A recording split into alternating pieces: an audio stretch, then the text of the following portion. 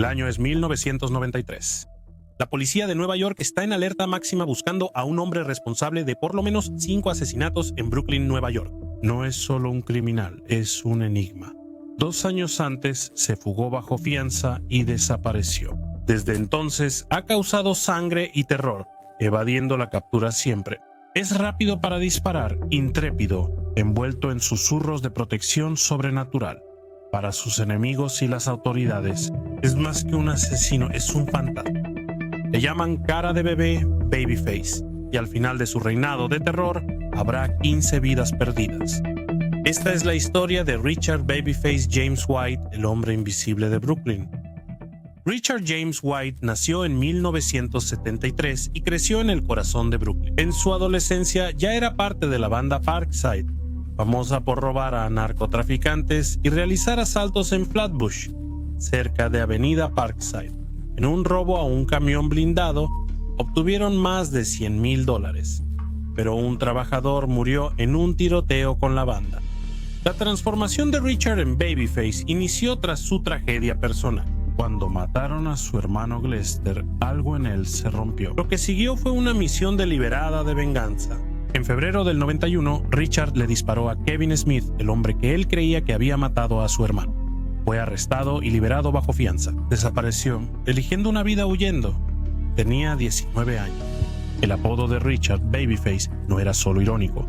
Con su baja estatura y apariencia juvenil, parecía más un estudiante de secundaria que un asesino a sangre fría. Quien se dejara engañar por su apariencia no viviría para repetir el error. Cara de bebé no solo era violento, también era impredecible. Los robos se convertían en agresiones, los asesinatos se volvieron rutina y nadie estaba a salvo. En un caso, Babyface y su banda irrumpieron en un departamento para asaltar a unos traficantes, pero en su lugar encontraron a 2 chicas adolescentes. El intento de robo terminó en una agresión terrible. Después, una chica habló con la policía. Babyface emboscó a ella y a un oficial, les disparó en la patrulla y luego huyó. Conforme crecía su fama, aumentaban los rumores. Babyface no era solo un perdedor. La gente decía que estaba protegido.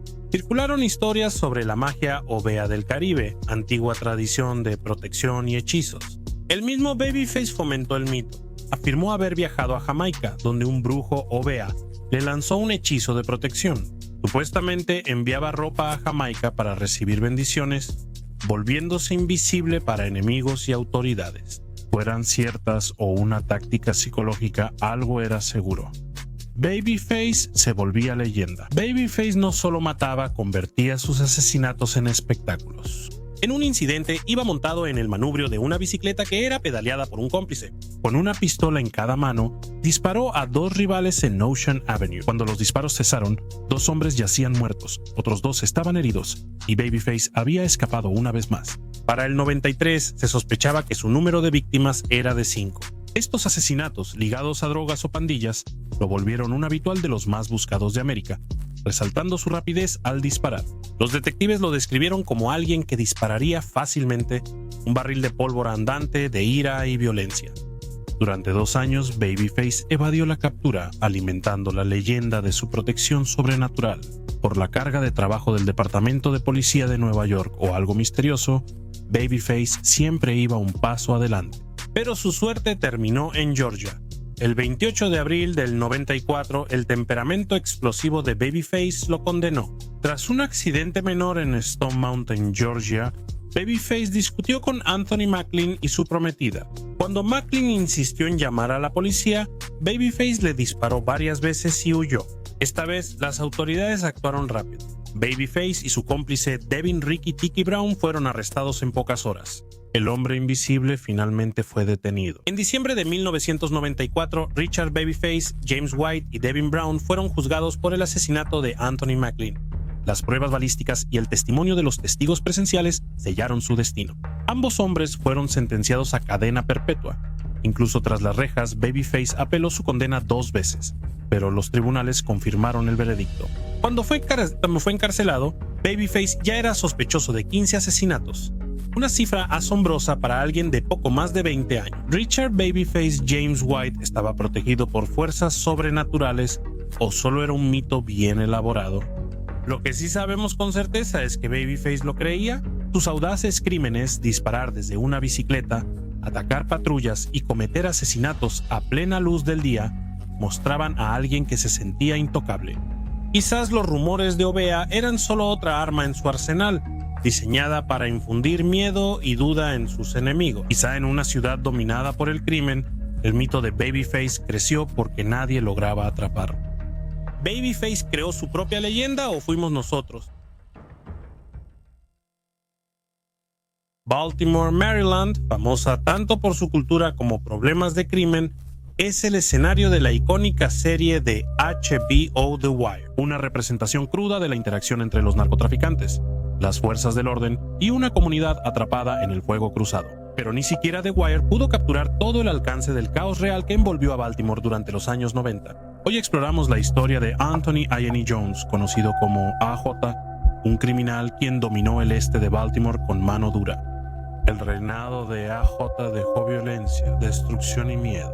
Desde recaudar $30,000 al día en dinero de drogas hasta ordenar asesinatos, incluso desde la cárcel. Anthony A.J. Jones fue una figura destacada en el bajo mundo de Baltimore en los 90. Al mando de un imperio de drogas en expansión, A.J. movía heroína y cocaína, inundando el este de Baltimore con narcóticos. Su operación no solo era lucrativa, también era mortal. No dudaba en recurrir a la intimidación y el homicidio para mantener su dominio. La red criminal de Jones a menudo chocaba con sus rivales. Su enemistad convirtió el este de Baltimore en una zona de guerra. Barrios enteros mostraban cicatrices de batallas, tiroteos desde autos, asesinatos a plena luz y numerosas vidas perdidas. Entre esas víctimas estaba el hermanastro de Jones, John Jones, supuestamente con el consentimiento del propio A.J., bajo sospecha de ser informante de la policía. El clima de miedo no solo nació de la avaricia, era estratégico. En un mundo de facciones rivales, el asesinato no solo era una herramienta, era una moneda de cambio. En 1994, las fuerzas del orden tenían a A.J. en la mira, liderados por el sargento Andrew Street y el detective Terry Hipkins del Departamento de Policía de Baltimore. Un grupo especial comenzó a desarmar un caso. La Administración para el Control de Drogas se unió, utilizando intervenciones telefónicas, vigilancia e informantes, para reconstruir la compleja operación de Jones. Los principales de la red de AHA cayeron uno a uno. En febrero de 1995, Rodney Montgomery, un lugarteniente de confianza, fue arrestado en la Pipo 90 y 5 con $35,000 en efectivo. Las unidades caninas hallaron restos de drogas en su auto, vinculándolo con Jones. Derek Hellstock, proveedor de cocaína en Nueva York, fue arrestado con varios kilos destinados a Jones. A pesar de la creciente presión, A.J. parecía intocable, pero las autoridades no solo iban tras su red de drogas, también estaban construyendo un caso de asesinato. En 1996, sospechaban que Jones había orquestado al menos 12 asesinatos, quizá más de 20. Entre estas atrocidades, un rival fue quemado vivo y un asociado de Jones intentó asesinar a otro dentro del hospital John Hopkins, mientras recibía atención médica. En febrero de 1996, AJ fue arrestado por un delito menor, posesión de un arma de fuego. En abril, fue acusado formalmente de conspiración de drogas y recluido en una prisión de baja seguridad. Las autoridades le dieron privilegios telefónicos, lo que fue fatal para 2 personas. Mientras estaba en prisión, Jones supo de los planes federales para acusarlo de cargos más graves, incluso asesinato. Escuchar los testimonios de testigos podría hundirlo. Allá actuó. Llamó a sus asociados usando jerga callejera para ordenar la ejecución de 2 posibles testigos. Uno de esos objetivos era su propio hermanastro, John Jones. Las grabaciones eran incriminatorias. En la llamada, A.J. ordenó: "Que hagan eso esta noche. Hazlo, John, y vete". John Jones fue asesinado a tiros el 26 de febrero de 1997. Otro objetivo sobrevivió pese a varias heridas de bala. En mayo de 1998, AJ fue acusado de conspiración de drogas, crimen organizado y 3 asesinatos, incluyendo homicidios de represalia que ordenó desde prisión. Tras 11 horas de deliberación, el jurado declaró culpable a AJ de todos los cargos. El Estado pidió la pena de muerte, pero fue condenado a cadena perpetua sin libertad condicional. Las revelaciones del juicio fueron impactantes, pese a la clara evidencia de su violencia y llamadas organizando asesinatos. Los funcionarios no limitaron sus privilegios hasta 1998, 2 años tras los asesinatos. Tras su condena, Jones fue enviado a la prisión Supermax ADX Florence en Colorado, donde sigue hasta hoy.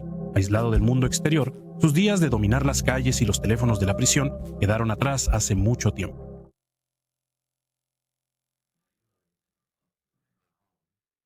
Voy a jalar a Rich Porter.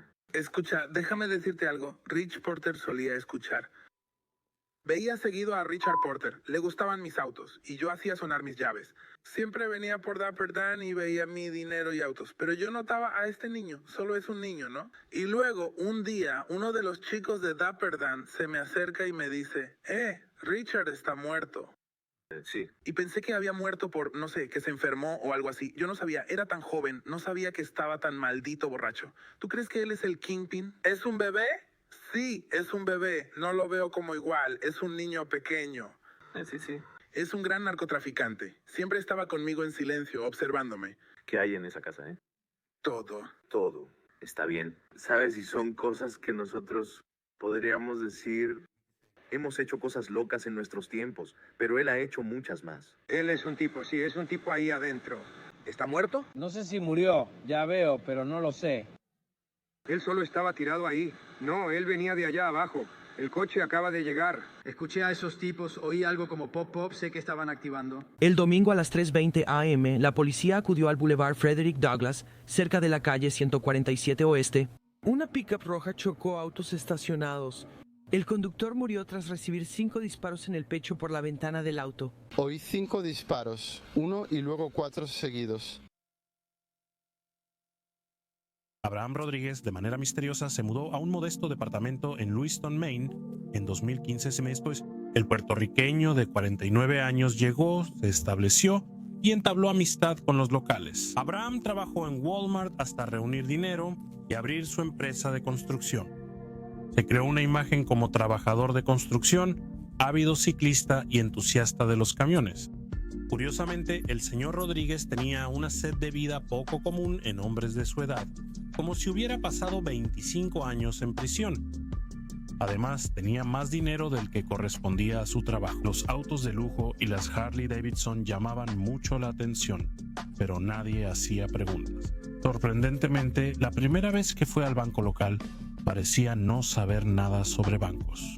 El cajero le preguntó, ¿nunca has tenido una cuenta bancaria? A lo que Abraham respondió, no, nunca necesité una. Disfrutaba lanzarse en paracaídas. Hoy vamos a saltar de un avión. Sí. ¿Por qué lo haces? Está en mi lista de cosas por hacer antes de morir. ¿Lista de cosas por hacer antes de morir? Sí.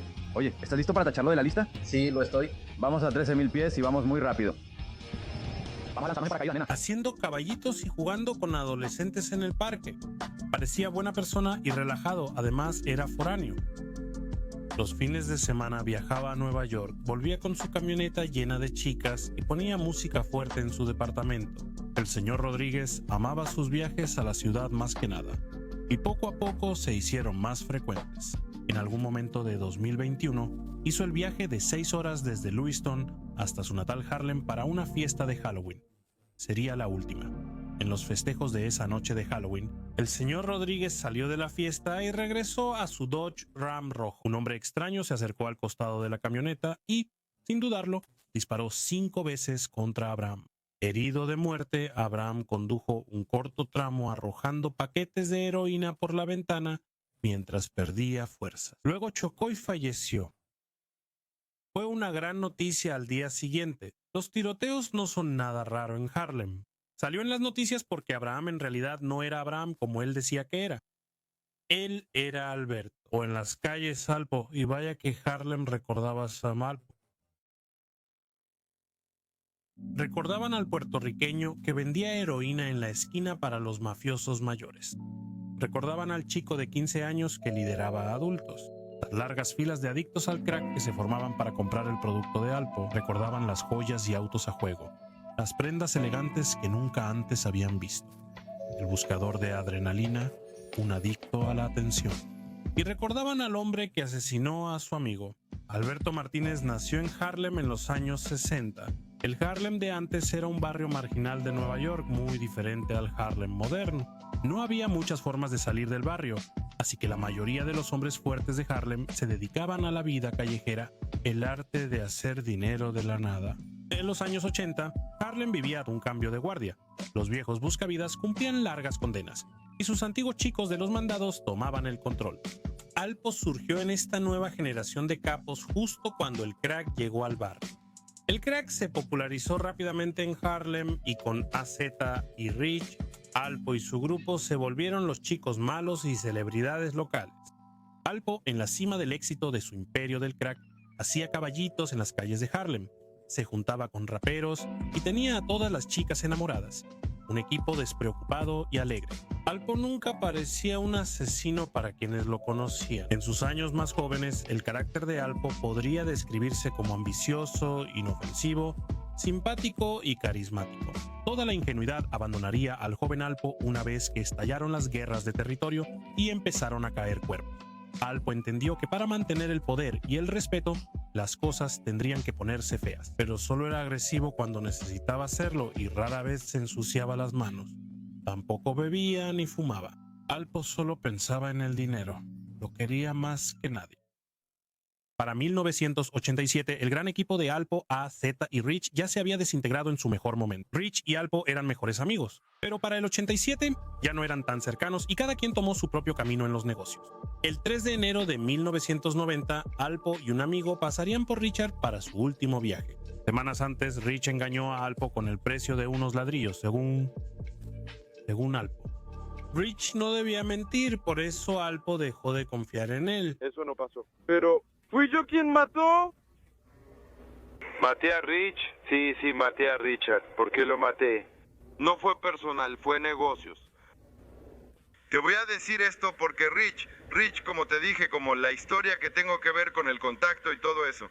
Rich me estaba mintiendo sobre algo de lo que no tenía ninguna razón para mentirme. Y en mi mente, eso solo me dijo que sí, este poco de dinero puede interponerse entre lo que yo pensaba que era una relación maravillosa y una amistad, entonces no quiero ni imaginar por qué podrías traicionarme en el futuro. Le di la oportunidad de decirme la verdad, no una sino dos veces. Así que cuando ya me quedé con la idea de mi pequeño hombre. Y como si me mintió, simplemente vamos a hacer lo que tengamos que hacer. Y eso fue lo que pasó. ¿Te importaría llevarme exactamente al lugar donde sucedió? No lo haré, no. ¿Podrías explicarme cómo sucedió?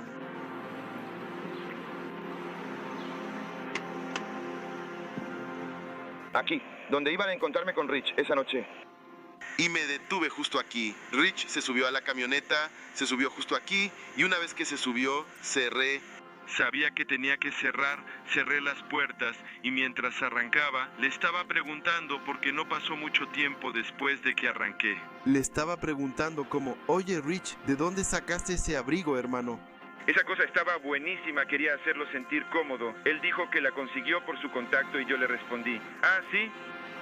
Desde ahí supe que estaba mintiendo. Me volteé hacia mi chico, le hice una señal con la cabeza. Una vez que le hice la señal, mi chico actuó. Era bajito y podía pararse en la camioneta. Lo siguiente que escuchó fueron 2 disparos. ¡Pum, pum! Ricardo se desplomó y sucedió. Sucedió justo aquí. ¿En este semáforo? En este semáforo sucedió. En mi mente le digo a mi compañero, él ya está muerto, ya lo hizo. Le dispararon 2 veces con una 357. ¿Cómo te sentiste? ¿Estabas molesto? ¿Estabas enojado? O sea, ¿qué pasaba por tu cabeza? Estaba muy enojado.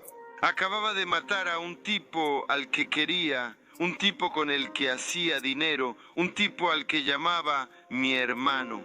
Así que me orillé justo aquí, simplemente atravesé la camioneta lo más cerca posible de la baranda. Una vez que me orillé, mi amigo, él mide como Gary, probablemente como 5'3", 1, algo así.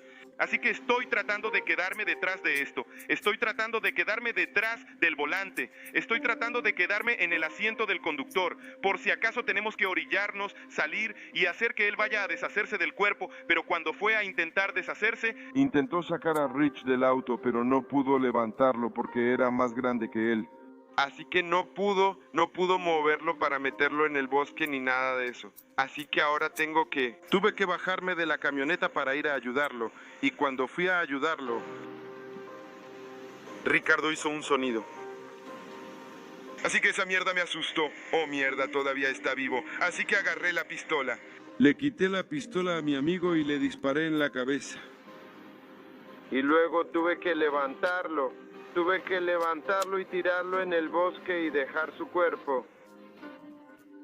Pude, ya sabes, llevarlo a donde tenía que estar. Y luego regresamos al... Nos subimos de nuevo a la camioneta y me aseguré de no derrapar ni nada así para no dejar ningún tipo de rastro. Y nos fuimos. El trabajo fue descuidado y la policía de Nueva York halló el cuerpo al día siguiente. Alpo fingió estar sorprendido y asustado por toda la situación. Poco después, Alpo empacó y mudó su operación a DC. Alpo exploró y conoció DC primero, aprendiendo el mercado y haciendo contactos. Alpo tomó el control después de que Rafo Edmund cayó. Él era el jefe de DC en ese momento. Alpo ya lo había conocido y tenía su bendición. La violencia aumentó en DC, así que Alpo y sus compañeros se volvieron aún más agresivos. Él sabía que los asesinos respetaban a otros asesinos, por eso reclutó a Wayne Silk Perry como su ejecutor, quien decía haber matado a más de 100 personas en los años 80. Un problema con Alpo también lo era con Wayne. Mira nuestro video sobre Wayne Perry para conocerlo más. Damincio, un reconocido capo de Nueva York, se mudó al mercado de drogas de DC cuando Nueva York dejó de ser tan rentable.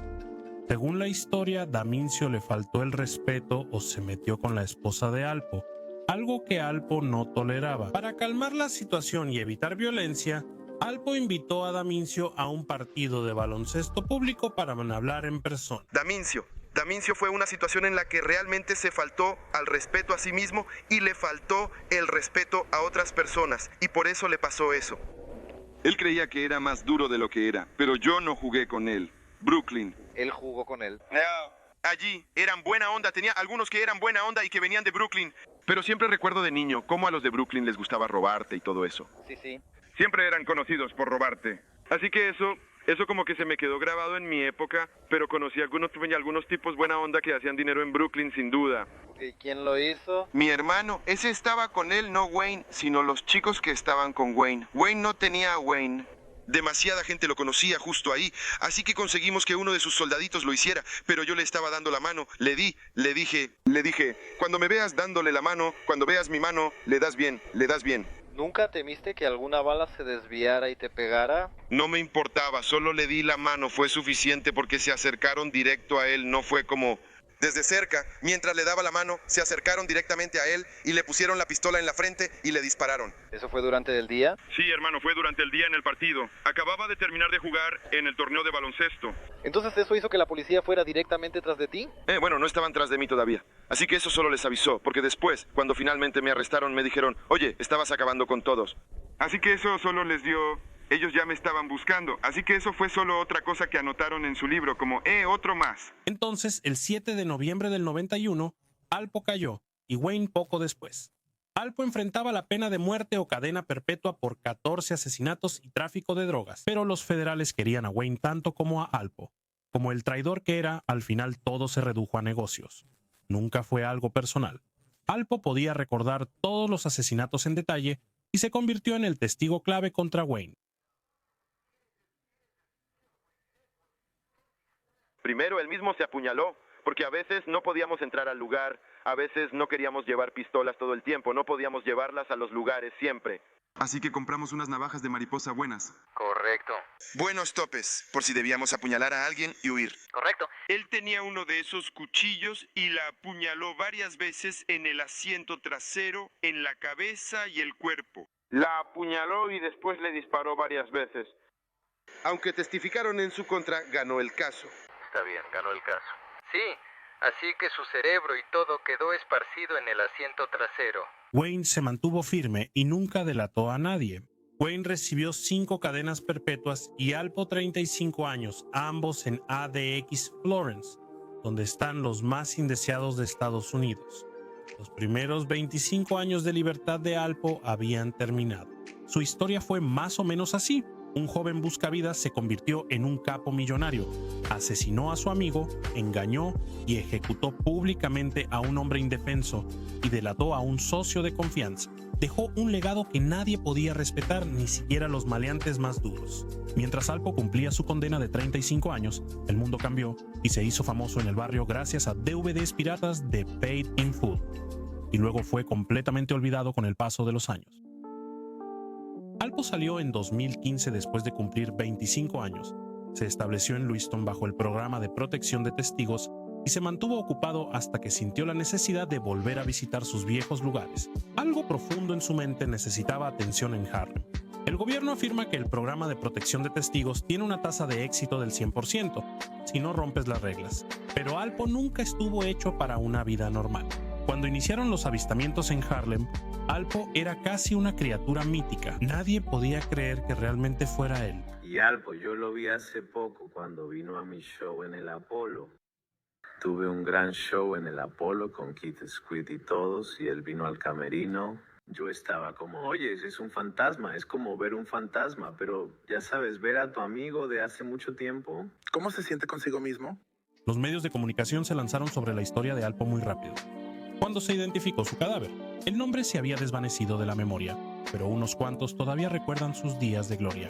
De cualquier manera, el nombre de Alpo tenía una mancha imborrable. Rata, traidor, doble cara, cualquier palabra por el estilo. Internet se inundó de teorías de conspiración sobre quién lo hizo, pero el porqué parecía obvio para muchos. El merecido de una vida de malas acciones. En consenso, nadie sentía lástima por el amigo. El asesino huyó en la oscuridad esa noche. Nadie vio al responsable. La persecución inició para la policía de Nueva York y los detectives de Instagram. En su último día, Alpo negociaba por teléfono una película con su ex socio AZ. Una oportunidad para ganar algo de dinero muy necesario. Fue asesinado la mañana en que se firmó el trato de la película en febrero de 2022. Shaquem Parker fue arrestado por asesinato mientras ya estaba en Rikers Island por un cargo de armas. Un verano antes, Alpo pasó imprudentemente junto a Parker, mostrando falta de respeto. Y según cualquier código retorcido por el que vivía Shaquem, eso significaba que Alpo tenía que morir. Si conocía a Alpo antes o cómo lo localizó en esa fiesta nunca se ha revelado. Cuando Shaquem disparó 5 veces a Alpo en Halloween, vengó a quienes Alpo había lastimado. Y al parecer también animó el fin de semana de muchos. En Lewiston no lo creían. A pesar de su brutal final y de que Abraham era un capo asesino en masa, Alpo pudo haber vivido una vida tranquila y honesta allá en Maine. Esa no era la forma en que debía terminar su historia.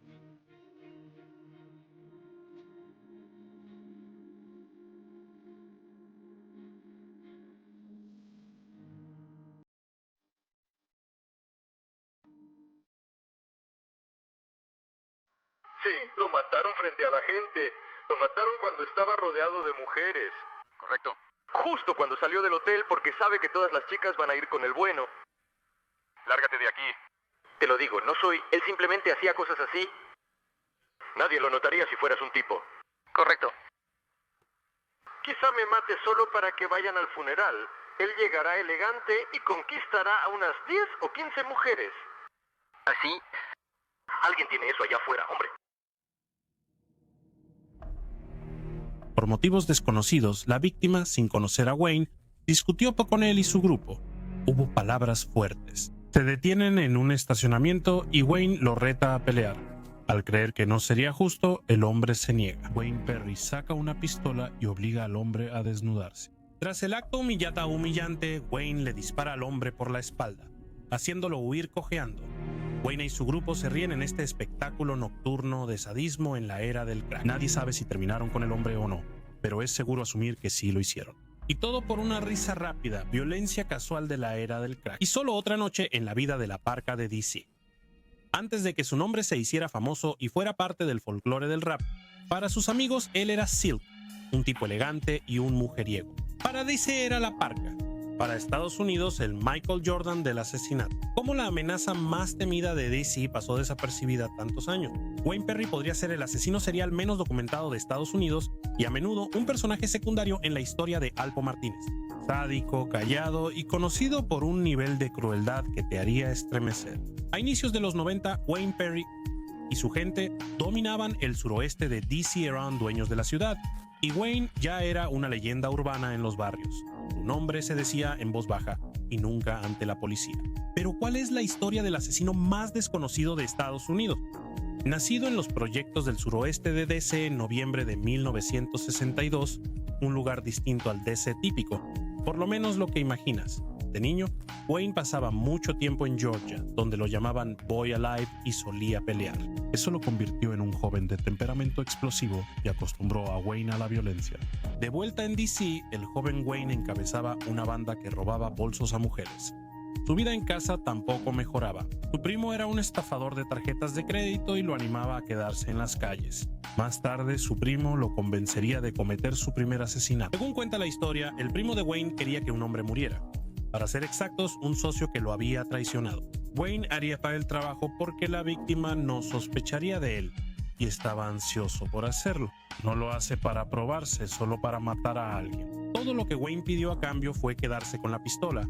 La quería para asustar a los chicos del barrio y ganarse el respeto de su grupo. En su barrio el miedo era poder, y Wayne ya lo entendía muy bien. El día del golpe, Wayne se reunió con su objetivo, entabló una conversación y le pidió un helado. Para conseguir ese helado, entraron a un edificio y bajaron escaleras. Minutos después, el objetivo recibió 3 disparos en la parte trasera de la cabeza y Wayne huyó.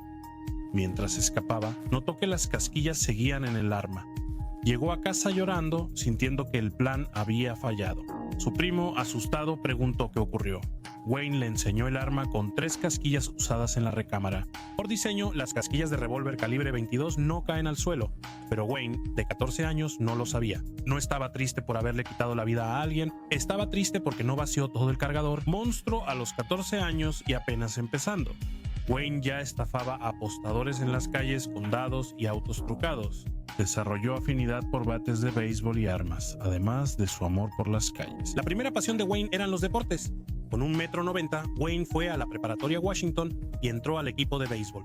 Era algo que realmente disfrutaba, hasta que lo expulsaron por golpear al entrenador en la cabeza con un bat. Poco después, Wayne fue expulsado de todas las escuelas públicas de DC por dispararle a un monitor de pasillo durante un motín escolar. Wayne niega haberlo hecho, aunque todos lo acusan. Así empezó su desprecio por los soplones. Wayne fue enviado a una escuela alternativa para obtener su certificado, conviviendo con adolescentes revoltosos como la multitud de Morris. Poco después de llegar, un adolescente amenazó a Wayne con golpearlo y quitarle su cadena. Un pecado mortal y la peor ofensa en el barrio, Wayne no se dejaba victimizar. Wayne consiguió una pistola, acechó a su víctima y lo mató a tiro. Un día en el 78, Wayne volvió a sentir el gusto por matar y esta vez se lanzó de lleno a la calle para siempre. Totalmente sumergido en la vida de la calle, Wayne empezó a robar bancos y a asaltar guaridas de drogas. Wayne tenía las habilidades necesarias para este tipo de trabajo. Era intimidante y no tenía miedo. Aparentemente, Wayne era demasiado bueno en su trabajo. Su equipo le retiró la pistola por ser muy impulsivo. La policía mató al hermano menor de Wayne en un robo en 1979. Wayne intentó vender droga, pero pronto regresó a la extorsión y asesinato en 1984. Unos tipos nuevos en el barrio de los proyectos del suroeste de DC buscaban un golpe fácil. Una figura alta y delgada surgió al final de la calle, creyendo que era su víctima. Lo rodearon y uno le puso una cadena al cuello. Él se defendió con fuerza. La pelea llegó a las calles y atrajo a la policía. Al sonar la sirena, el asalto cesó. Para cuando llegaron los policías, los maleantes actuaban con calma, como si nada hubiera pasado, y Wayne había desaparecido. De la nada, Wayne regresó ahora con un bate de béisbol. Atacó al sujeto de la cadena en el cuello y lo dejó hecho un desastre sangriento. Los policías no actuaron, Wayne desapareció de nuevo. Semanas después, su madre lo convenció de entregarse. Como lo atacaron primero, le dieron 3 años por homicidio involuntario. DC es un pueblo pequeño y las noticias corren rápido, así que la leyenda del segador de DC creció y se mantuvo hasta que salió de la cárcel. Mientras tanto, DC pudo respirar un poco, pero solo mientras él no estaba. Al salir, el nombre de Wayne aún pesaba y atrajo a tipos igual de impulsivos con las armas. DC estaba lleno de crack traído desde Nueva York y tenía muchos adictos como mercado. Incluso el alcalde lo consumió una vez. Pero más que nada, la violencia en el negocio de las drogas en DC la diferenciaba de otras ciudades. Incluso los gángsters reconocidos se negaban a establecerse aquí. DC era conocido por eliminar a vendedores caros. En ese ambiente hostil, Wayne Perry prosperaba. Wayne Perry nació para esto. Cientos de asesinatos seguían sin resolverse y DC era la capital del asesinato en Estados Unidos. Wayne se hizo famoso por robo, secuestro y extorsión. Extorsionaba miles de dólares a casi cualquiera. Nadie estaba a salvo. Wayne se enfocó en matar vendedores de crack como sicario y la tasa de homicidios aumentó en 1987. Resultó ser mucho más lucrativo que la extorsión. También iba tras otros asesinos temidos si el precio era el correcto y, claramente, para dejar un mensaje. Tampoco le daba miedo matar frente a otros testigos. Cuando la gente se enteraba de que Wayne había matado a alguien, sabían que tenían demasiado miedo para hacer algo. El segador de DC se volvió intocable tanto en el barrio como para la policía. Nunca había pruebas y nadie jamás veía nada. Wayne carecía de moral, pero nada odiaba más que a los soplones. Solo los hombres leales, íntegros y dispuestos a matar tenían el respeto de Wayne. A medida que crecía su leyenda, los vendedores evitaban conducir autos llamativos solo para no llamar la atención de Wayne. Todos en el negocio de las drogas conocían a Perry y sabían no meterse con él. Wayne ya era un asesino y tenía a la ciudad temblando. Sabía que la violencia pública infunde miedo como nada más. Pero lo que lo movía era el poder. Su fuente para hacer lo que hacía era el poder. Entonces, si te mato frente a todos, todos aquí me temerán, ¿verdad? Y luego te arrullo para que sonrías y diciéndote todas estas cosas buenas y esto y aquello y lo otro. Dentro de 2 semanas te mato y tú te asustas. Y te asustas, ¿verdad? Pero, ¿y entonces quién tiene el poder ahora? Tú lo tienes. Y también sabes que he matado a un montón de otras personas. Así que así como yo lo veo, con Wayne todo era cuestión de poder. Además, siempre estaba con su grupo. La leyenda era tan aterradora que los residentes evitaban mencionarla en público, lo que dificultaba su investigación. Ese tenía muchas víctimas de Wayne Perry, pero la policía no halló pruebas por años ni mantuvo testigos vivos por mucho. Wayne era astuto. Cuenta la leyenda, la gente era baleada en la cabeza mientras conversaba, sin saber de dónde provenía. Wayne imponía tanto miedo que recibía tributos y extorsionaba sin usar la fuerza ni amenazas. Alpo, estafador de Nueva York, comenzó a los 13 años y llegó a ser el mayor distribuidor de la costa este, con conexiones en el Caribe. Alberto Martínez se instaló en DC en el 89 durante la toma hostil, la banda del crack. Grateful Edmund, el Pablo de DC recibió cadena perpetua y la corona quedó libre para quien la tomara. DC tenía fama de ser hostil con los forasteros. Alpo lo descubriría pronto. Al principio era ingenuo y hacía negocios sin violencia en DC hasta que le dispararon en un trato de drogas. Alpo, como astuto hombre de negocios, entendió que en D solo los asesinos recibían respeto, así que mandó a sus matones por los más salvajes. Ellos estaban matando, ya se entiendes. Como dice el dicho, cuando estés en Roma, haz lo que hacen los romanos. Así que rápidamente vi que este era un lugar donde podía hacer mucho dinero, pero ahora tengo que imponerme, tengo que hacerlo. ¿Qué tiene de malo intentar bajarle, ne? Para sobrevivir debías hacerlo y dejar claro que lo hacías. Eso es lo único que respetan, no a un hermano tranquilo que solo quiere ganar dinero. Debías imponer los homicidios. Por eso recluté a Wayne. Yo no estaba listo para hacerlo así, pero al reclutarlo, ellos ya conocían su reputación. Según Alpo, Wayne estaba encerrado con una fianza de $10,000, pero nadie la pagó por ser muy problemático. La ciudad solo se alegró de que estuviera preso. Alpo pagó la fianza sellando su amistad. Según Wayne, los dos se conocieron cuando Wayne iba camino a matar a Alpo, basado en un rumor de que Alpo tenía un encargo para matarlo. Por suerte para Alpo, un amigo convenció a Wayne de que el rumor era falso antes de que lo encontrara. El responsable del rumor fue asesinado. Alpo y Wayne después se conocieron y formaron un vínculo que aumentaría la violencia en DC. Wayne se convirtió en el sicario personal de Alpo a cambio de dinero en efectivo o ladrillos de coca, aunque Alpo tenía fama de ser doble cara. La gente intentó advertir a Wayne, pero su vínculo era muy fuerte, algo de lo que luego se arrepintió. La organización Martínez comenzó su toma de las esquinas de DC de manera brutal. Este niño tenía a DC atemorizado y solo era un niño. Eliminaba todo lo que se movía. Y Alpo se hizo a un lado. Eso fue lo mejor que le pudo pasar a Alpo. El promedio que ganaba aquí con amor tenía a Wayne en 18. Muy territorial y despiadado, con soplones o testigos, se movían en la llamada camioneta del asesinato, básicamente un matadero móvil. Alpo representaba a Wayne, así que cualquier problema con él era una sentencia de muerte. Millones entraban a diario y ellos gozaban el botín con fiestas y orgías en toda la ciudad. Transportaron media tonelada de cocaína en 2 años, equivalente a casi $70 millones. Wayne tenía un grupo de asesinos, incluyendo a Michael Jackson, Gary Cabeza Grande, Sheldon Waters y Gary Pop, todos experimentados. Wayne les enseñó a apuntar a la cabeza y borrar huellas. Se enfurecía si no seguían sus órdenes. Evelyn Carter terminó en la lista de objetivos de Wayne. Asignó el trabajo a un nuevo miembro que no conocía la política de Wayne de solo disparos a la cabeza. En una noche fría, Evelyn y una amiga salieron del concierto en Constitution Hall a solo 2 cuadras de la Casa Blanca. El tirador de Wayne se acercó y le disparó 2 veces en el pecho, de manera fatal.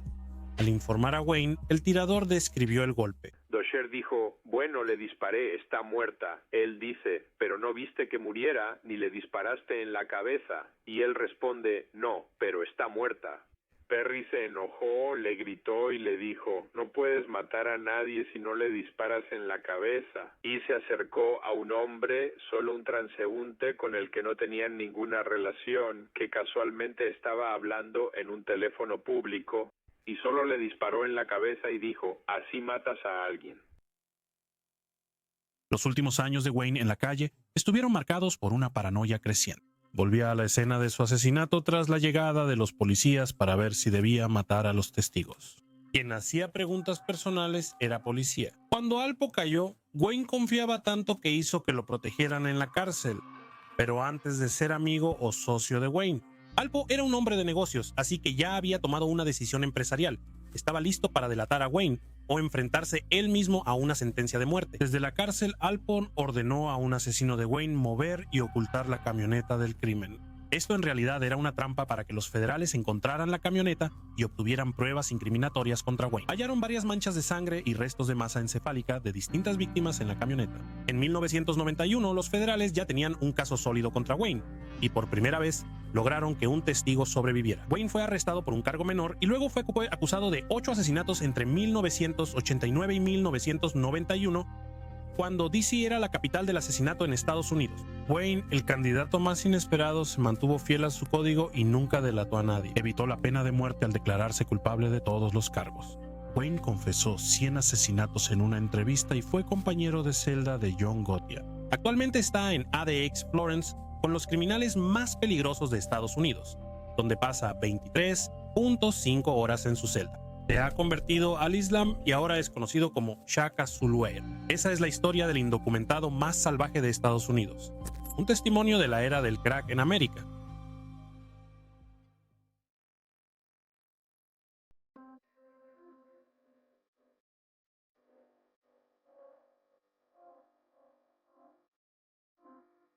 El restaurante Candlestick es uno de los más antiguos de alta cocina en Seattle, Washington.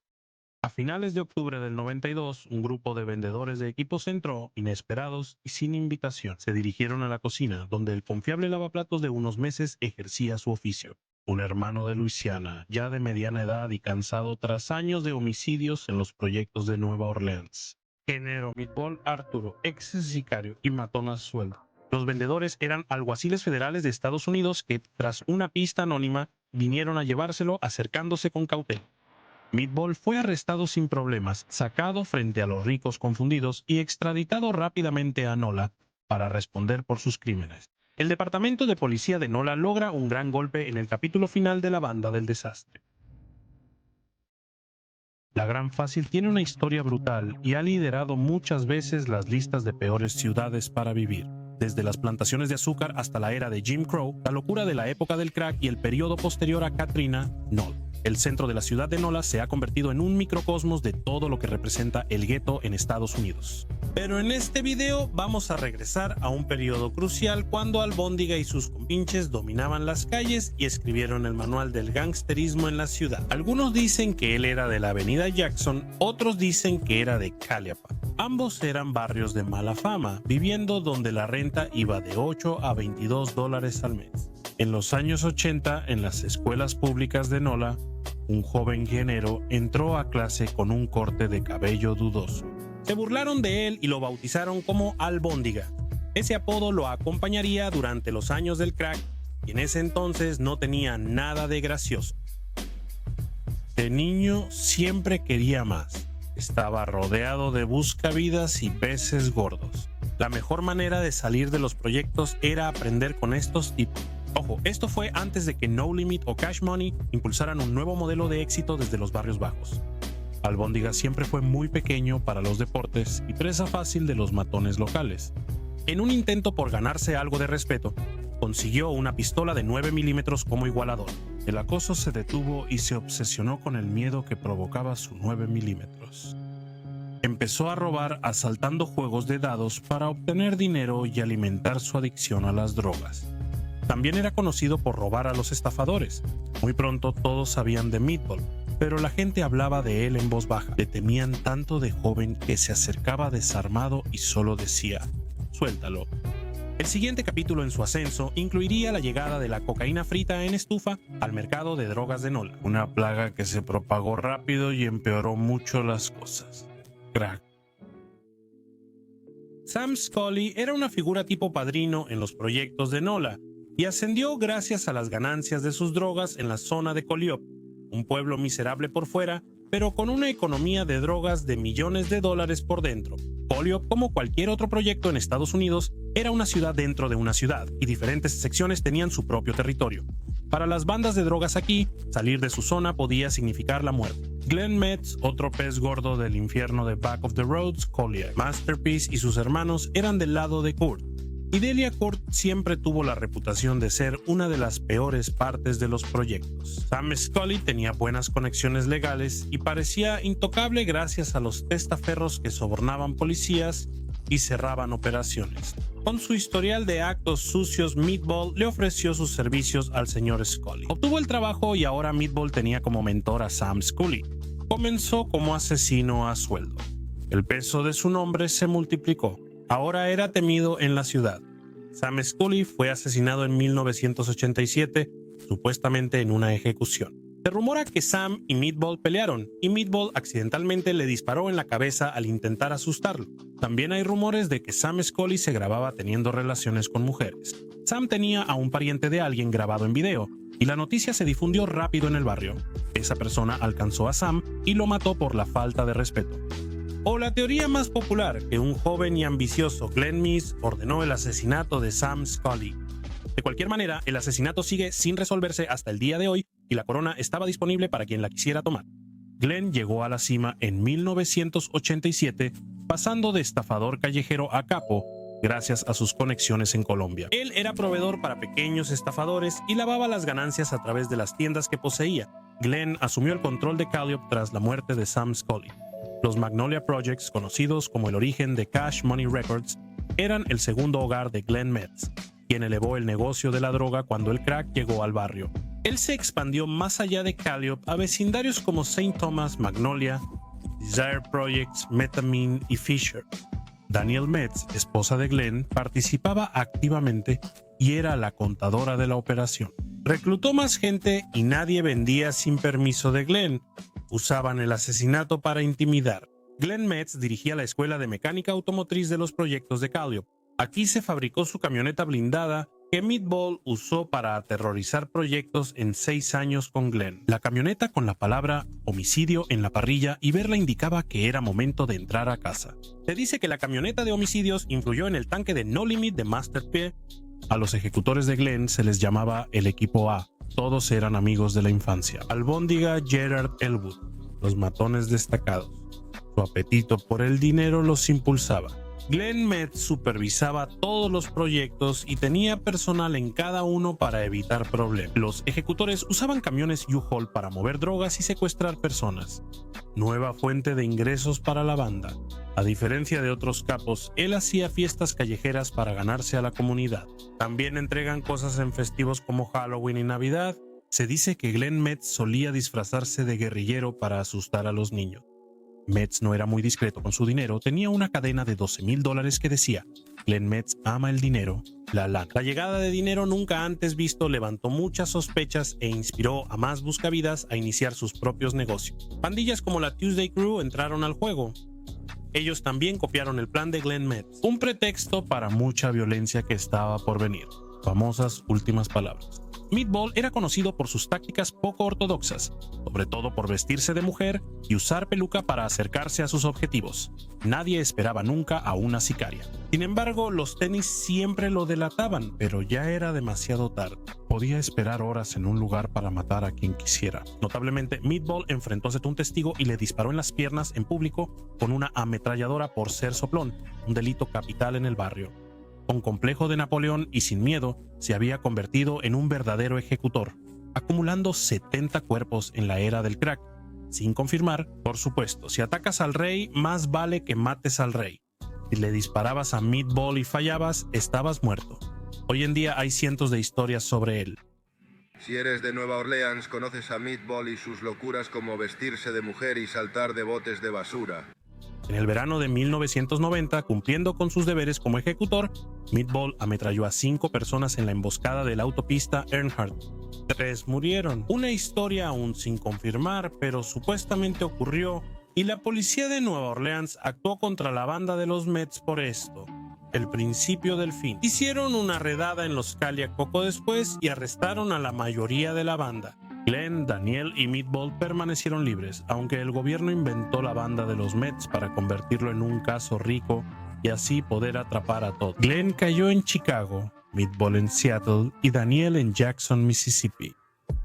Nunca hubo pruebas del tiroteo, pero los cargos siguieron e incluso narcotraficantes colombianos testificaron que los abastecieron. Los principales miembros de la banda recibieron cadena perpetua por asesinato y distribución de cocaína, aunque los federales creían que cortaban la cabeza de la serpiente.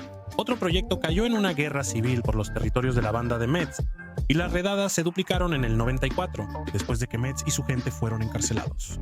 Scalia fue el proyecto más sangriento de Estados Unidos, un título fuerte dado lo mal que estaban otros. Nola no ha mejorado. Glenn Metz Jr. presentó una petición por su padre. Daniel Metz fue liberada por Obama en 2016. Pero Meatball sigue siendo otro de los asesinatos masivos de la era del crack que vinieron y se fueron, casi sin ser mencionados fuera de sus ciudades natales. En 2023, con todas las cámaras, todo el internet, las redes sociales, la tecnología, ¿crees que alguien podría cometer 30 asesinatos y salirse con la suya?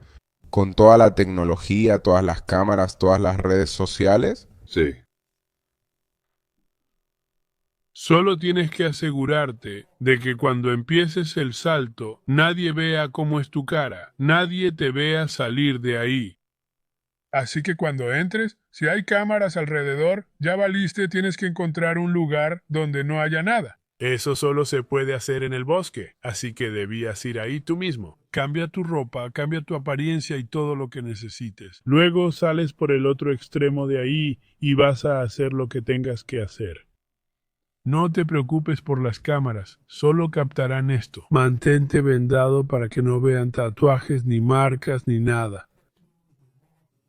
Mantén todo vendado y bien cubierto. Cobra, así puedes ponerte la máscara, Cobra, aquí. Solo ponte esa máscara. Ellos no ven nada más que esa máscara. Puedes trabajar, trabajas, y luego te aseguras de regresar por donde viniste. Reviértelo todo, deja todo eso ahí arriba, préndele fuego. Asegúrate de que... Verifica que eso esté en alguien considerado muerto. Así que lleva a ningún lado, a la tierra de nadie. Luego ve y recupéralo entre tus cosas y sal de ahí con calma. Todavía no tiene nada de ese lado para verte, porque lo llevaste a un área donde no hay cámaras, solo hay bosque. Siempre revisas tu ruta primero para ver, para asegurarte de que tienes una escapada limpia. Una vez que tienes una escapada limpia, oye, se puede hacer. Ese fue un relato de cómo cometer un golpe perfecto por un asesino experimentado conocido como Boone, el hombre de hielo o el segador. En su tiempo, fue el asesino a sueldo más temido de Detroit, quizá de siempre, pero ahora es muy solicitado en podcasts de pandillas callejeras. Fue entonces cuando empecé a buscarme la vida, justo en ese momento. Aunque asegura haber cometido más de 30 asesinatos, su historia no es película ni tiene página en Wikipedia. Él afirma que le ofrecieron los derechos de su historia para hacer una película, pero sin pagarle nada. Él se opone totalmente y teme ser engañado y que le roben su historia. Sus relatos sobre la vida en las calles y la cárcel muestran una época oscura en la historia de Estados Unidos. Y sean exageradas o no, el hombre lleva cicatrices visibles de sus batallas en las calles. Ellas mismas cuentan la historia de un hombre que ha pasado por muchas cosas. Él afirma que le dispararon con un AK-47, una escopeta, una pistola, que lo apuñalaron y que fue torturado. Incluso enseña sus heridas de guerra en algunos podcasts. Luego mi brazo, el AK, entró por aquí, arrancó ese hueso grande, perdí un pedazo de hueso, por eso mi brazo no se endereza. A menudo afirma convencido que si no detienes su cerebro, no puedes detenerlo. Sobre los asesinatos, él no muestra remordimiento al contarlos e incluso añade un toque cómico a las historias. En fin, aquí está la vida y época del criminal al que otros criminales temían, Nate Boone Craft. Nate Craft nació en el este de Detroit en 1957, un barrio difícil. Él decía que su agresividad venía de que lo molestaban mucho en la escuela. También afirma que nunca tuvo el concepto de solo pelear. Si peleabas con él, uno de los dos tenía que irse. En cuanto al apodo, surgió de su amor por jugar con cuchillos desde que era niño, en especial del tipo Boone. Desde joven estableció que no quería trabajar todo el día. Como todos en su casa, los veía llegar cansados y agotados todos los días. Boone quería ganar dinero más fácil. Notó que la heroína era la forma más rápida de ganar dinero en mi barrio, así que comenzó a vender a los 9 años con su mejor amigo Herm. Llamó a su producto DoTD, que significa que si lo haces, mueres.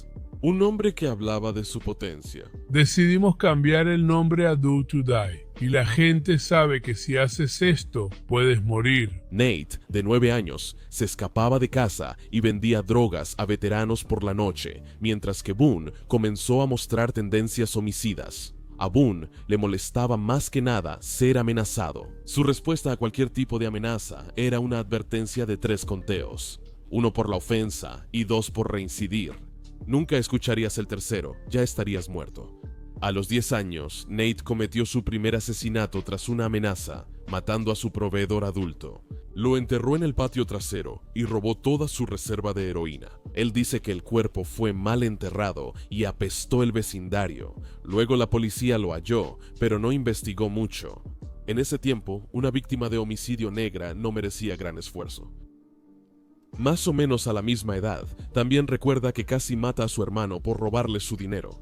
Su mamá lo detuvo justo cuando apretó el gatillo. Más adelante, le cortó el cuello a un hombre y lo mató por meterse con su hermana. Para entonces, ya había dejado claro que solo mataría gratis si era por falta de respeto o por su familia.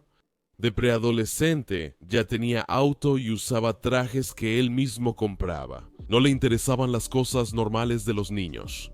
Por esa misma época, Boone fue enviado a un hogar para jóvenes después de que un juez concluyera que su mamá tenía demasiados hijos. Boone estuvo en el sistema de cuidado temporal durante algunos años hasta que lo expulsaron por comportamiento violento. Después, ya con 16 años, regresó a Detroit, pero estaba sin hogar ya que no pudo encontrar a su familia. Pudo ver de primera mano el lado oscuro de Detroit. Una vez, asegura haber visto a un proxeneta golpear a una mujer amable con él y que intervino para defenderla. El proxeneta sacó un cuchillo, Boone le disparó y lo mató, luego lo arrojó a un bote de basura. Sin nada que hacer en su vida, decidió unirse al ejército, algo de lo que no quiere dar detalles. Cualquier cosa en la que lo entrenaron le sería útil más adelante en su carrera como asesino a sueldo. Después del ejército, una investigación de robo terminó cuando encontraron una pistola en su auto, que su hermano había estado usando. La pistola fue utilizada en el robo y Boone y su hermano se parecían mucho. Boone no delató a su hermano y pasó 4 años en prisión por posesión de arma y robo. En prisión, Boone llegó a ser conocido como el Hombre de Hielo. Era temido por su actitud fría y su reputación de apuñalar a guardias y reclusos. Un estafador habilidoso, Boone vendía drogas, cuchillos, comida, organizaba mesas de apuestas e incluso traía chicas a la prisión para otros reclusos. La prisión no lo reformó. y el día de su liberación se burló de los guardias rompiendo su abrigo y mostrándoles los $72,000 que había ganado dentro y cosido en su abrigo. Después de esto, Boone se convirtió en un asesino a sueldo de verdad. Más personas menores de 21 años en Detroit han sido baleadas en los primeros 10 meses de 1986 que en todo 1985. Eran los años 80 y el crack inundó el barrio con dinero fácil, maníacos homicidas, egos inflados y armas de grado militar. La motivación principal de Boone era el dinero, pero tenía principios. Solo aceptaba trabajos contra criminales.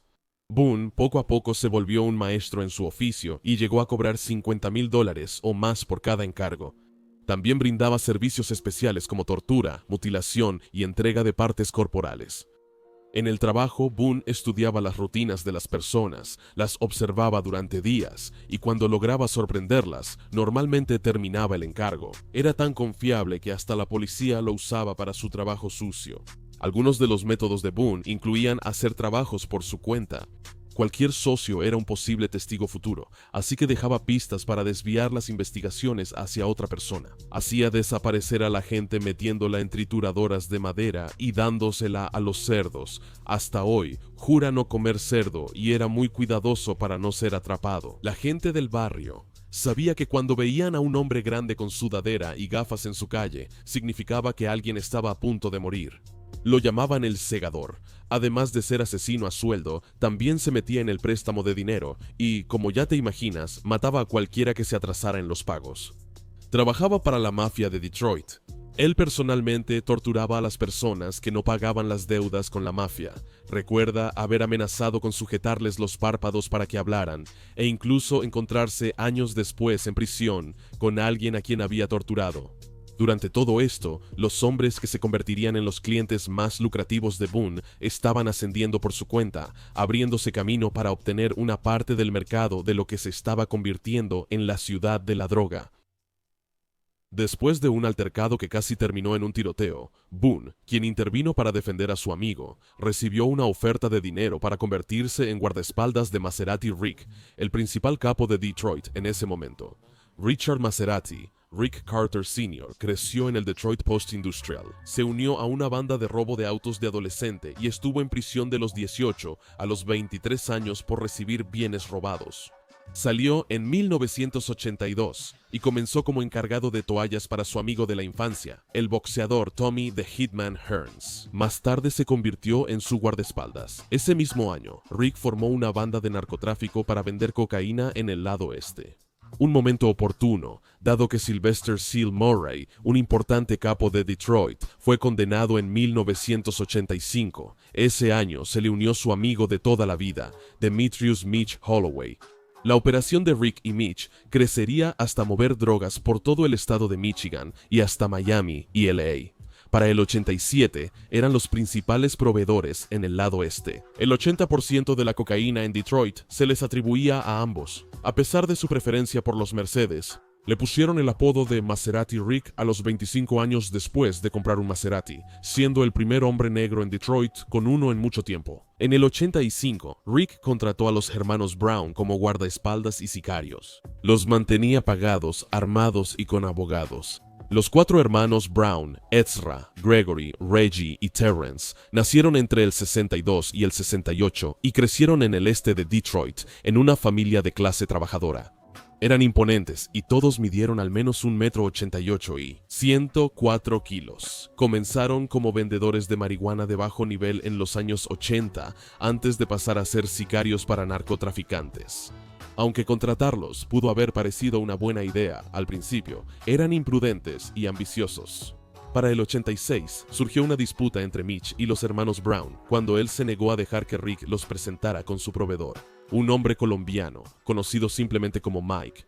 De todos modos, Rick y Mike después hablaron y acordaron hacer negocios con Terrence Brown por $150,000 por adelantado. Los Brown, que ahora eran conocidos como la pandilla Best Friends, ahora podían entrar al negocio de la coca y mover mercancía en el territorio de Mitch. Los miembros de Best Friends no eran discretos. Usaban grandes cadenas de oro, autos exóticos y chaquetas con Best Friends bordado. Para fines de 1986, la pandilla creció de 25 a 50 miembros, incluyendo notorios ejecutores como Boone. Los Best Friends conocieron a Boone después de verlo boxear en un concurso de Tough Man. Boone afirma haber peleado y noqueado técnicamente a Butterbean en uno de estos concursos. Esto no se puede verificar en línea. Después de la pelea, los Browns se le acercaron, elogiaron sus habilidades de pelea y le preguntaron si quería trabajar para ellos. Boone aceptó. Ahora Boone trabajaría tanto con Maserati Rick como con los Best Friends. Según Boone, él solo era leal a quien le pagara más. Boone afirma que asustaba a los miembros de la pandilla Best Friends, muchos de los cuales nunca habían estado en prisión. Con historias de prisión sobre hombres adultos siendo abusados, los animaba a enfrentarse a tiros con la policía si alguna vez pensaban que los atraparían. Era una táctica, porque de esa manera no habría nadie que pudiera delatarlos si los atrapaban. Boone también aceptaba misiones freelance, como un encargo de $125,000 de la presidenta del Consejo de Detroit, Gail Hill, contra Richard Whiteboy Rick Wershe, un joven informante que amenazaba con revelar policías corruptos. Tras varios intentos, incluyendo un tiroteo desde un auto, tratar de dispararle al salir del juzgado, meter a Boone en su prisión y planear un ataque con lanzacohetes, donde trasladaron a Wershe. Wershe fue sentenciado a cadena perpetua sin libertad condicional antes de ser asesinado. El negocio de la droga se volvía más violento y en diciembre de 1986, Ezra Brown murió y Terrence sobrevivió a un disparo en la cabeza durante un tiroteo desde un auto. Ezra Brown fue sepultado 7 días después. Esa noche, Gregory Brown fue asesinado en un tiroteo desde un auto mientras caminaba por el este, aún vestido con el smoking del funeral. Se creía que Mitch ordenó ambos asesinatos, y Terrence Brown ofreció una recompensa por Mitch en represalia. Tras la muerte de Gregory, Reginald y Terrence se volvieron más agresivos y buscaron controlar todo el lado este, lo que provocó más muertes. Reginald, apodado Rockin' Reg, era el principal ejecutor, y según Boone, aún más loco que él. Se drogaba frecuentemente y pedía a Boone que lo llevara al lado oeste para hacer tiroteos al azar desde el auto. En cuanto a Maserati Rick, se había hecho de muchos enemigos a lo largo de los años, y se rumoraba que su banda había estado involucrada en más de 100 asesinatos hasta ese momento. Su mayor rival era Big Ed Hansard, otro capo del lado este y un antiguo amigo. Se rumora que el conflicto inició por un comentario irrespetuoso. Big Ed dijo que su apodo se lo puso la madre de Rick y que para 1987 ya intentaban matarse. Incluso con Boone, al menos 3 intentos de matar a Big Ed fallaron. Bannister corrió por atrás. Esa es la única razón por la que sobrevivió, porque yo le disparé, le di en la parte superior de su otro brazo porque estaba así y su sombrero se cayó. El 10 de septiembre de 1988 salió de casa en silencio mientras Boone dormía. Rick y Big Ed tuvieron un tiroteo en un autolavado de Rick. Rick fue herido en el estómago y llevado al hospital. Nadie involucrado en el tiroteo cooperó con la policía. Boone fue a la cama de Rick, pero también lo hizo Terrence Brown. Este último insistió en que Boone dejara a Rick para que se recuperara y fuera a trabajar con ellos. Boone aceptó. Las autoridades dicen que se vio a 2 hombres cerca de su habitación cuando se descubrió el tiroteo. Realmente no tenemos muchos detalles, aparte del hecho de que algunas personas vieron a 2 hombres. 2 días después, un hombre entró en la habitación 307 de Rick en el hospital Mount Carmel Mercy. A las 6:01 de la tarde, el hombre de 29 años fue declarado muerto por heridas de bala en la cara. Fue sepultado en un ataúd temático de Mercedes de $16,000. Boone aún afirma que Terrence mandó matar a Rick porque ya conocían a su proveedor y no lo necesitaban. Nadie ha sido condenado por el asesinato. Después de eso, la banda de Maserati Rick se dividió entre su hermano mayor Clyde y los mejores amigos. Las negociaciones de paz fracasaron. En octubre de 1988, Boone fue eliminado en un momento crítico de la guerra de pandillas. Tras prestar su auto a Terrence Brown, la policía detuvo a Boone al azar. Encontraron drogas que Terrence había dejado en el cenicero del auto. Boone fue encarcelado por 1 año y medio por esto. Reginald Brown recibió cadena perpetua por asesinato ese año, dejando a Terrence al mando de los Best Friends. El 17 de septiembre de 1990, el hermano de Carter, Clyde, y su novia, Patricia Scott, fueron asesinados a tiros por un agresor después de bajar de su camioneta con su hijo de 1 año. El bebé resultó ileso. Al mes siguiente, aunque fingió un secuestro y se ocultó en Las Vegas por meses, Mitch fue asesinado a tiros en su tienda de ropa favorita en el centro de Detroit. Para Boone, lo que colmó su paciencia fue que mataran a su hermano menor mientras él estaba en prisión. En la calle decían que Terrence le dio drogas a André, hermano de Boone, para que las vendiera, pero se quedó con las ganancias. Creía que su relación con Boone lo protegería de consecuencias. Se equivocó. Terrence mandó matarlo de todos modos. Cuando Boone lo descubrió, se enfureció. Como venganza, aceptó convertirse en informante de la Administración de Control de Drogas. Confesó todos sus crímenes a cambio de inmunidad. La cooperación de Boone fue muy importante porque era el único de los Best Friends dispuesto a testificar. Informaría sobre 6 personas responsables de la muerte de su hermano, personas a las que, de todos modos, ya planeaba matar. Boone salió en 1990. Sigue decidido a matar a quienes participaron en el asesinato de su hermano, aunque nunca supieron que él lo sabía.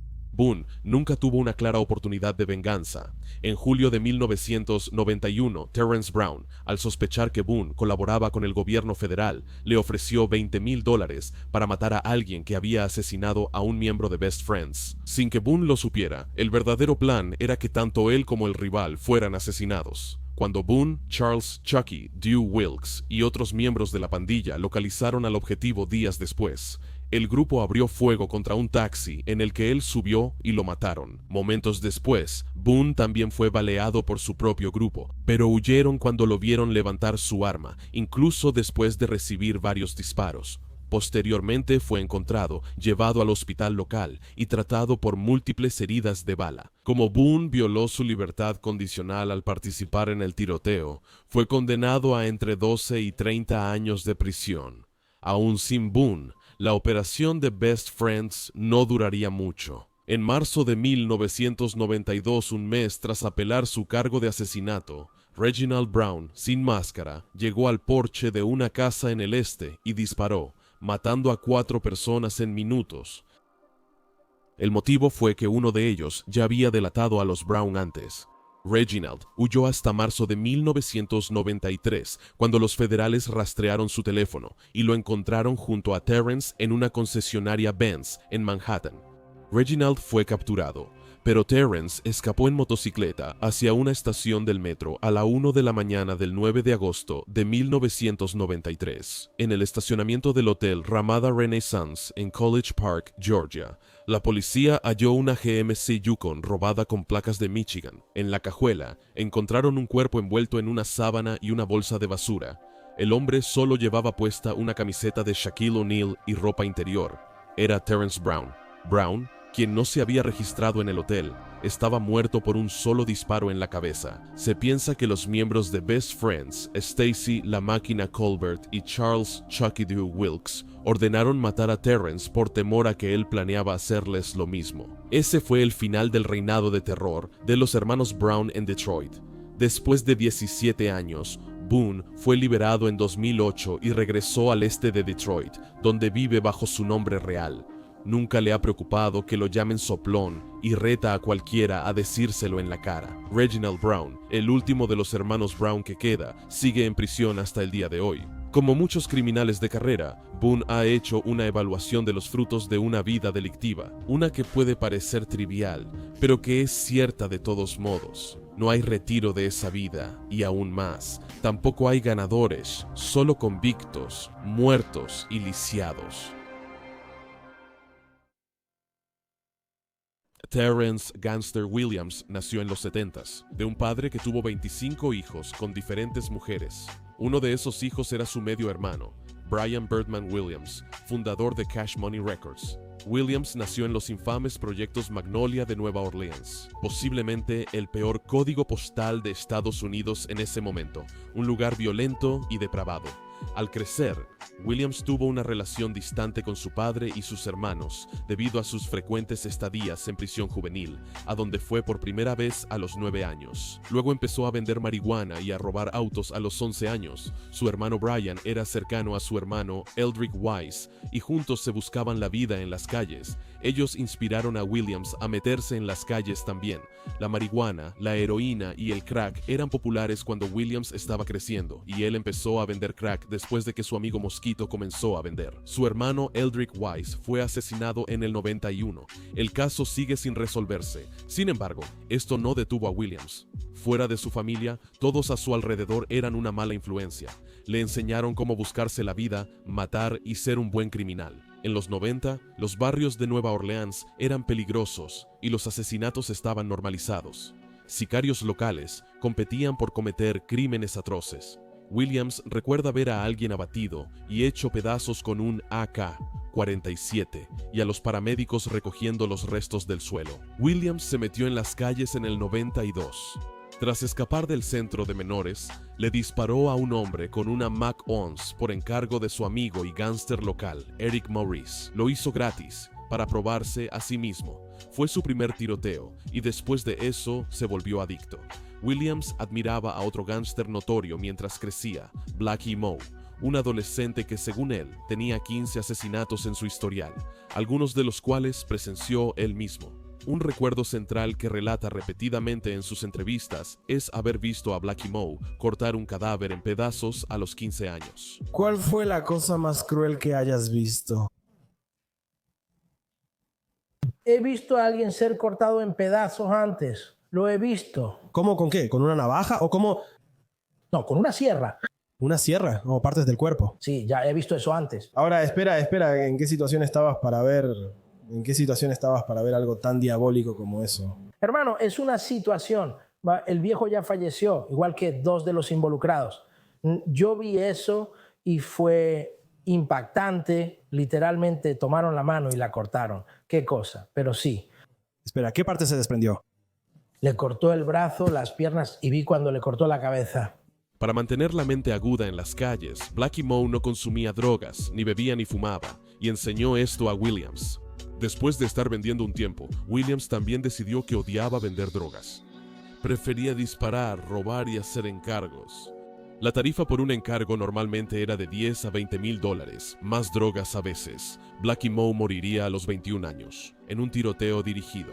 Pero de nuevo, la muerte violenta de alguien cercano a él hizo poco para sacudir a Williams. Williams se ganó una reputación violenta en las calles y, mientras estaba en el reformatorio, otro gángster respetado de Magnolia, Elvin Killer Stone Nelson, le dio a Williams su apodo, Lil Gangsta. La banda Hot Boys se formó en el 94 y estaba compuesta por el sicario de Magnolia, Gangster, Dooney, Sterling y Mosquito. Tenían el lema, no disparamos rimas, disparamos balas. El término Hot Boy era una jerga local que implicaba tanto notoriedad como popularidad con el barrio, la policía, los enemigos o las mujeres. Tenían todas las joyas, chicas y los autos más nuevos. Todo se trataba de presumir y divertirse en el momento. Gangsta solía lanzar dinero por la ventana en toda la ciudad durante los 90.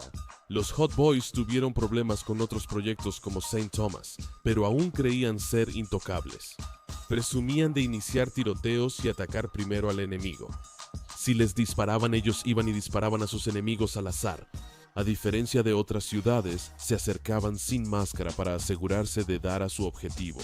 Ellos no hacían ataques desde autos en movimiento. Causaron tanto caos que, para finales de 1994, Lil Gangsta había sido arrestado 6 veces por asesinato, pero los casos siempre eran desechados. Incluso dice haber chantajeado a un detective que intentó condenarlo por un asesinato que no cometió. Hizo que una mujer grabara al detective confesando que arrestó falsamente a Gangsta. Después de eso, hizo que el detective arrestara a ciertos narcotraficantes para que él pudiera robarles sus reservas de droga y dinero. Calio, otro gran proyecto y uno de los peores de Estados Unidos, y la Magnolia solían estar unidos. El Calio también era el hogar de los hermanos Miller, conocidos como Master P, Silk the Shocker y C. Murda, raperos de No Limit Records, una potencia del hip hop de Nueva Orleans en ese momento. Sin que los Hot Boys lo supieran, se estaba gestando una guerra, y una noche, Gangsta casi fue asesinado en un intento de tiroteo. 2 noches después, su amigo Mosquito fue baleado 18 veces en los proyectos Calio. Su muerte desató la guerra. Calio Slim, un ejecutor de No Limit y amigo de Master P, fue el presunto tirador. Sterling más tarde sería asesinado mientras estaba con Gangsta en los proyectos Iberville. Le dispararon varias veces después de una emboscada y una persecución a pie. Gangsta afirma que la guerra era 30 contra 3. Él y sus amigos, OG Blabber y Hot Bizzo, contra el Calio. Calio Slim no vivió mucho más y fue baleado más de 20 veces frente al bar Rose Tavern. Se dice que Gangsta fue responsable del asesinato de Calio Slim, algo que más tarde se demostraría falso en la cárcel. En una reunión para negociar la paz entre Gangsta y T-Dub, primo de Calio Slim, se puso fin al conflicto. Finalmente, la guerra entre Calio y Magnolia influyó en que No Limit no se uniera con Cash Money.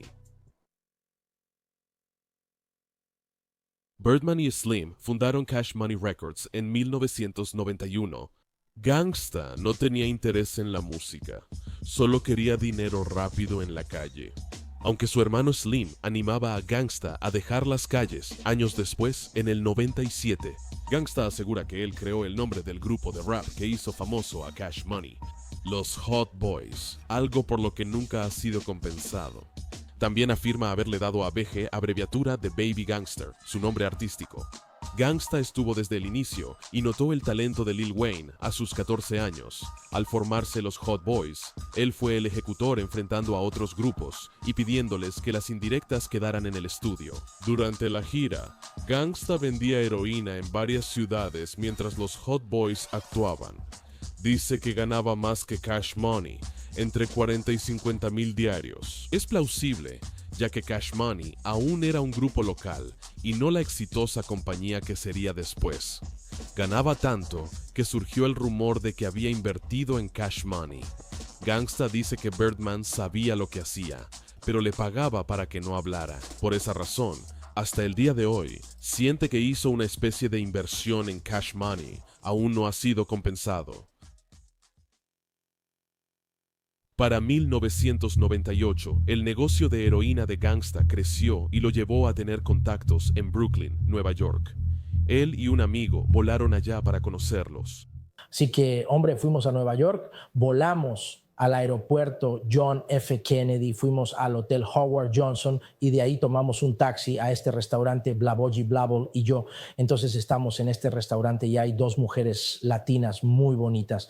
Hombre, estoy hablando de hermosas. Así que le estoy diciendo al contacto, le digo, escucha, dije yo chica, una chica. Él dice, después hablamos de eso. Y yo como, está bien, pero quiero a la chica ahora, hombre. No me preocupa la droga en este momento. Estoy aquí ahora, la quiero. Así que vamos a la parte de atrás del restaurante. Son 3, una de piel clara, 2 de piel clara y una de tu color. Hermano, él es el jefe. Y mientras hablamos, en ese entonces, las onzas de heroína costaban $2,500 allá en Nueva York en ese tiempo. Él quiere cobrarnos $4,500. Le digo que no vine por eso, pero entiendo que intenta aprovecharse porque soy de fuera. Aún así, en mi mente, soy un gángster, ¿verdad? Así que me estoy empezando a molestar un poco, así que como que estamos discutiendo un poco, ¿verdad? Pero tuve que detenerme, pensé, espera, hermano, no traes un arma contigo, estás lejos de Nueva York. Nadie te conoce aquí y estás en la parte de atrás de un restaurante. Son como las 3 de la mañana, así que ellos consiguen las drogas. Blabber las prueba y estamos de este lado del restaurante y Blabber está junto a la freidora pequeña. Entonces el hombre dice, ¿ves, Toya? Está buena. Así que Blabber se agachó como que no sabía eso. Dijo que estaba bien. Negociamos el precio y fuimos al frente.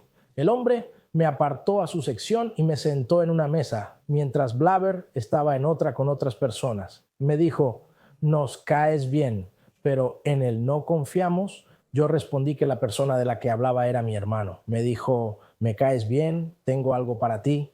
Llegamos a un trato y le debía $1,000. Conseguimos la heroína, volamos allá y regresamos en un Greyhound.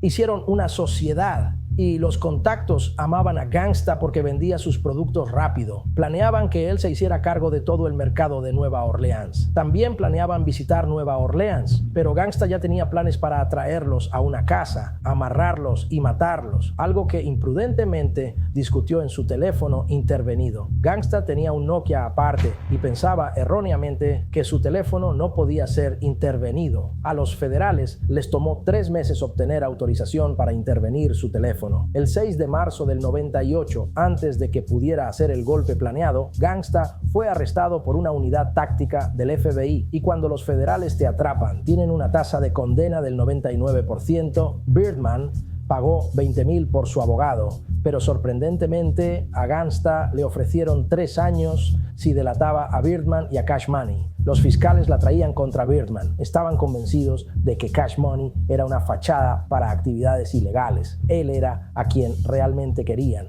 Los federales también querían que confesara asesinatos sin resolver para reducir su sentencia, pero él entendía que hacer eso podía costarle la vida en la calle. Eventualmente confesó haber matado a 40 personas él mismo y confesó asesinatos que sus amigos Sterling y Mosquito habían cometido. Ellos ya estaban muertos. Al final fue acusado de empresa criminal continua y sentenciado a cadena perpetua. Tenía 23 años. Era un cargo típicamente reservado para capos, aunque Gangsta ni siquiera movía tanto producto al principio. En ese tiempo no tenía idea de cómo funcionaba el sistema legal y hoy siente que lo engañaron. Nunca fue realmente condenado por asesinato. El hecho de que nunca volvería a ver su ciudad natal no le cayó el 20 hasta el huracán Katrina en 2005. En el 99, estando adentro, empezó su propio sello discográfico, Shot Calla Records, con varios artistas que se volvieron superestrellas de Uptown. Sacaron un álbum bajo el sello llamado No More Dreams. Gangsta llamaba desde la cárcel para aparecer en la intro y el outro. Es el sonido negro del 3 al 13 mientras procedo a fumar marihuana. Yo, ¿qué onda, Wardy? Salte de ahí, nena. Oye, ¿qué onda con estos payasos hablando de H2Co? Oye, bro, como sea, Gangsta, asesino, hustler, como quieras apodarte, decir algo así solo significa una cosa. Cada chica a su alrededor se vuelve muy atrevida. Es seguro. Oye, empiezas tu propio sello desde la cárcel, perro. Seguro, baby. Tienes que parar. Creen que no puedo ser detenido. Cash the Man. ¿Qué viene después, perro? Estoy tratando de conseguir Cash Money, Shot Caught, Sugar Slinger, Coast Tide, para que me respalden en lo que intento, perro. Y tener una tele en el ferry. ¿Cómo demonios vas a lograr eso desde la cárcel, perro? No paramos cuando un jugador cae.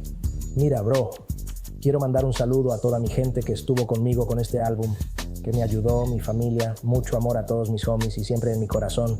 Y ahorita, bro, voy a saltar a mi celda, bro, seguro, bro. Vuelve a poner la bola abajo, ¿eh? Oye, bro, como digo, bro, mi dinero es largo, bro, ya sabes, y con la ayuda de Cash Money, bro. No puedo ser detenido, bro. Saludos a Call Records que vienen en camino, nena. Short Calla de por vida. Bro, ustedes son superestrellas del barrio, baby. Ya sabes que vamos a salir, man, para el 99, ¿me oíste? Tengo un Cadillac de pata alta para que sepas, bro. Tal vez Figure Records, bro, ellos también vienen en camino, bro. Seguro, bro. Mo voy a andar aquí, bajo perfil, ¿me oíste? En la cima, bro. Y nosotros solo estamos manteniéndonos bajo perfil, dejando que todos allá afuera brillen. ¿Y sabes qué, bro? ¿Sabes qué podríamos hacer para el nuevo milenio? No sé por la princesa, bro. A lo mejor la dejo que venga a visitarme, bro. ¿Me oíste? Soy una estrella en Q93. A lo mejor hago que venga a visitarme. Todo está bien, ¿me oíste? Ya me voy, nena. Gangsta dice que pudo firmar a Lil Wayne tras hablar con Birdman sobre los derechos de Hot Boys. Birdman no le dio dinero, así que pidió firmar a Lil Wayne, quien tenía 17 años y aún no era famoso. Esto nunca se concretó. Poco después de su condena, Cash Money firmó un contrato de $30 millones con Universal y se hizo famoso, convirtiéndose en un pilar del hip hop de los 2000. Muchos artistas surgieron bajo Birdman y Lil Wayne vendió cientos de millones de discos. Birdman dejó de apoyar a su hermano tras 6 meses en prisión, ya que supuestamente usaba su dinero para mover drogas en la cárcel. Birdman no quería más problemas con la policía, sobre todo ahora que Cash Money despegaba.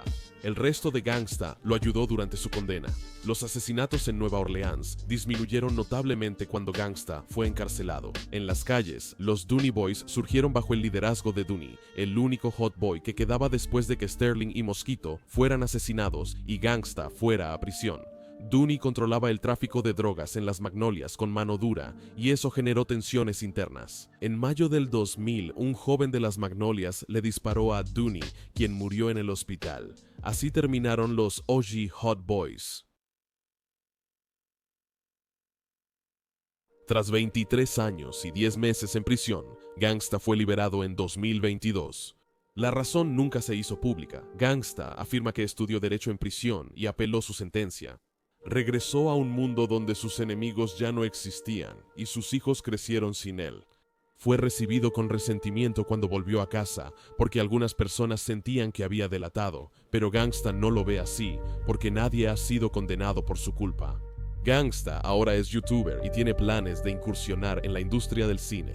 Él afirma que mucha gente miente sobre su nombre en internet, con muchas acusaciones de delatar, pero solo le hace caso al drama en internet porque le pagan por hacerlo.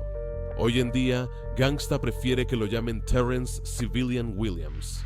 No siente remordimientos ni pesadillas por su pasado, pues todo lo hizo siguiendo el código de la calle. Todo lo que ha hecho todavía no le ha afectado hasta el día de hoy. Cree que podría tener un problema,